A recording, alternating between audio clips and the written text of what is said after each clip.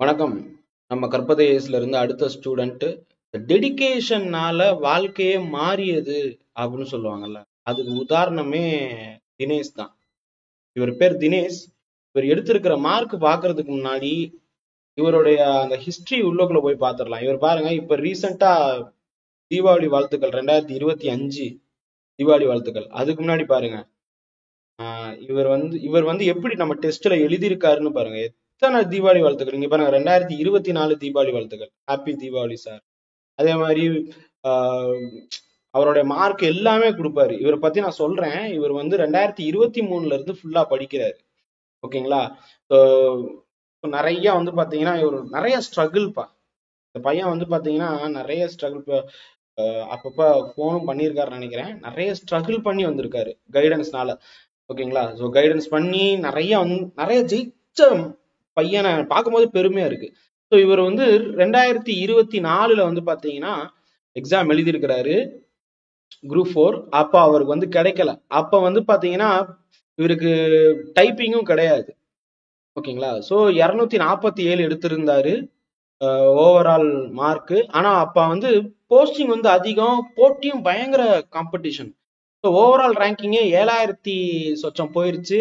கம்யூனலும் 3600 சொச்சம் போயிருச்சு.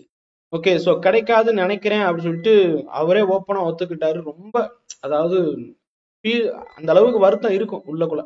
ஓகேங்களா? So right. ஸோ அதன் தொடர்ந்து வந்து பாத்தீங்கன்னா அவர் குரூப் 2 அந்த இதுலயும் வந்து பாத்தீங்கன்னா நிறைய, இது குரூப் 4 தான் அவர் திருப்பி கொடுத்துருக்காரு. நம்ம கற்பதேசில நிறைய அலுமினி ஸ்டூடெண்டா இருந்து ஈவன் அதுக்கு முன்னாடி ஒரு சில இடத்துல வந்திருக்காரு. அண்ட் வந்து இங்க பாத்தீங்கன்னா உங்களுக்கு தெரியும், சிவி லிஸ்ட்ல வந்து நேம் இருக்கு அப்படி சொல்லி கொடுத்துருப்பாரு. ஓகேங்களா? அது வரைக்கும் போயும் அவருக்கு வந்து இதாயிருச்சு. பாசிபிள் சான்ஸ் சொல்லியிருப்பேன். அதுக்கப்புறம் இது தொடர்ந்து வந்து 2023 தீபாவளி வாழ்த்துக்கள், 2024 நியூ இயர் வாழ்த்துக்கள், அப்படியே பொங்கல். இது ஏன் நான் வாழ்த்துக்கள் ஏன் சொல்றேன்னா, அந்த காலம் வந்து அடுத்தடுத்து போகுது பாருங்க. 2024 25ன்னு போகுது. அப்புறம் நம்ம குரூப் 4 ஸ்கெடியூல்ல வந்து பாத்தீங்கன்னா அவர் ஜாயின் பண்றாரு. நம்ம பேட்ச்ல ஜாயின் பண்ணி ஃபீஸ் பே பண்ணி உள்ளக்குள்ள வர்றாரு. நம்ம ஸ்டூடெண்டா இருக்கட்டும், யாருடைய ஸ்டூடெண்டா இருந்தாலும் நான் கண்டிப்பா அவங்களுக்கு கைடன்ஸ் பண்ணுவேன். பேட்ச் ஸ்டூடெண்ட்னு இல்லை, யாரா இருந்தாலும் நான் வந்து கைடன்ஸ் பண்ணுவேன். அவர் தொடர்ந்து வந்து பாத்தீங்கன்னா எனக்கு தொடர்ந்து வந்து மெசேஜ் பண்ணுவாரு, சார் இது அதுன்னு கேட்பாரு. ரொம்ப ஈகரான ஸ்டூடெண்ட்பா, எனர்ஜெட்டிக்கான ஒரு ஸ்டூடெண்ட். இப்போ லைவ் கிளாஸ்ல எல்லாம் வருவாரு தொடர்ந்து. சார் கூகுள் மீட்ல இந்த டைமிங் இந்த இது தொடர்ந்து வருவாரு. ஸோ அதுக்கப்புறம் அவரோட டெடிகேஷன் தான் நீங்க பார்க்கணும். இங்க பாருங்க, இது வந்து நான் மொபைல்ல வந்து டவுன்லோட் பண்ணியிருக்கேன். அதுக்கப்புறம் பண்ண முடியல. இது டெஸ்ட் 1க்கு. அப்புறம் வந்து டவுட் கேட்டிருக்காரு பாருங்க.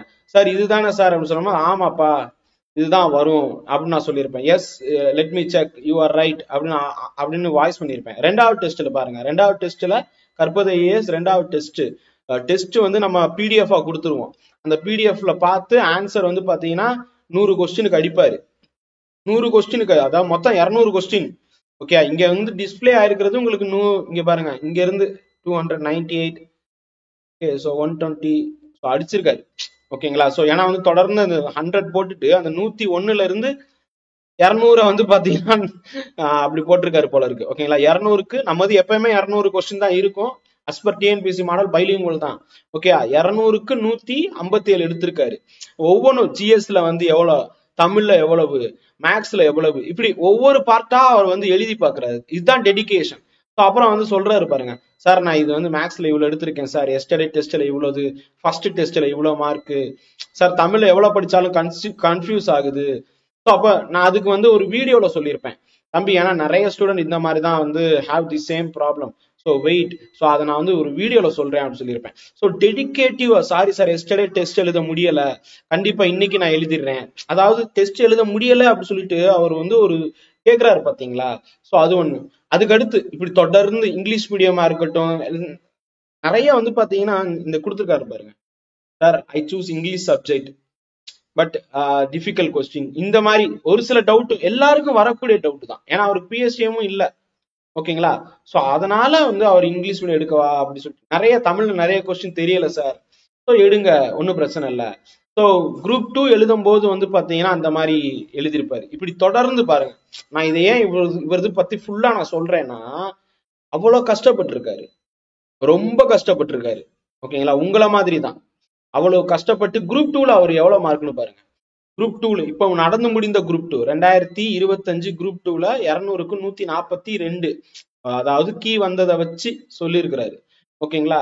ஐ am getting 142 group 2 prelims BC நமக்கு தெரியும். பட் இருந்தாலும் அவர் வந்து திருப்பி திருப்பி எனக்கு வந்து சொல்றாரு. ஓகேங்களா. கேட் ஆன் எ வால் தான், சொல்ல முடியாதுப்பா, ஏன்னா குரூப் 2ல அந்த இதெல்லாம் இருக்கு அப்படின்னு சொல்லி. குரூப் 2க்கு படிங்க, குரூப் 2A மெயின்ஸுக்கு படிங்கன்னு சொல்லியிருப்பேன். இப்ப வந்து குரூப் 4ல கிளியர். இவருடைய மார்க் வந்து பாத்தீங்கன்னா உங்களுக்கு வந்து ஜூனியர் அசிஸ்டன்ட்டுக்கு வந்து கம்யூனிட்டி ரேங்கிங் வந்து கம்யூனல் ரேங்கிங் 644. டைபிஸ்ட் 1லயே பாருங்க கம்யூனல் ரேங்க் 128. ஸோ நல்ல ஸ்கோர் தான். தமிழ்லயும் வந்து பாத்தீங்கன்னா நல்ல சாரி லாங்குவேஜ்ல வந்து நல்ல ஸ்கோர் எடுத்திருக்காரு. ஓகே. ஸோ 114. அதே மாதிரி இங்க பாருங்க டோட்டல் மார்க்ஸ் வந்து 231, ஒரு 154 அடிச்சிருக்காரு. ஆக்சுவலா இவர் வந்து கணிச்சது என்னன்னா, சார் 150 பக்கத்துல வருதுன்னு சொல்லியிருப்பாரு. இதுலயே சார் 150 வருது சார் குரூப் 4ல, ஆனா நீங்க வந்து 154 போட்டிருக்காரு.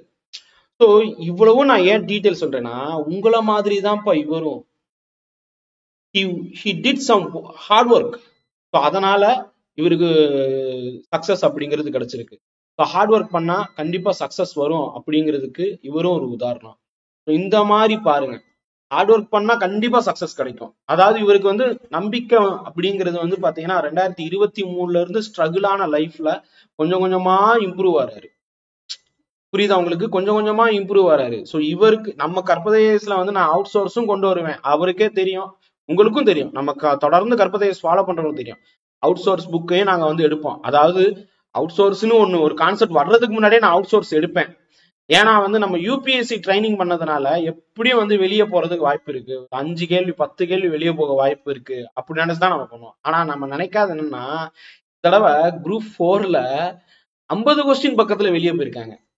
நான் 5 கொஸ்டின் நினைச்சேன், ஆனா அவங்க 50 கொஸ்டின். ஸோ இருந்தாலும் அந்த அவுட் சோர்சிங் போனது நமக்கு கைமேல் பலன் கொடுத்துச்சு. ஸோ இவர் வந்து நம்ம பர்சனல் நம்பருக்கே வந்து வாட்ஸ்அப் பண்ணுவாரு. ஏன்னா நான் வந்து ஃபோன் பண்ணி பேசியிருக்கேன் அவர்கிட்ட. அதனாலதான் இது வந்து பர்சனல் நம்பரோட இது. நீங்க அதனாலதான் சேவும் பண்ணல.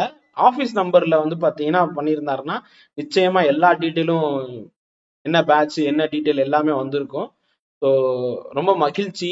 தினேஷ் பாபு மென்மேலும் வளர வாழ்த்துக்கள். தேங்க்யூ.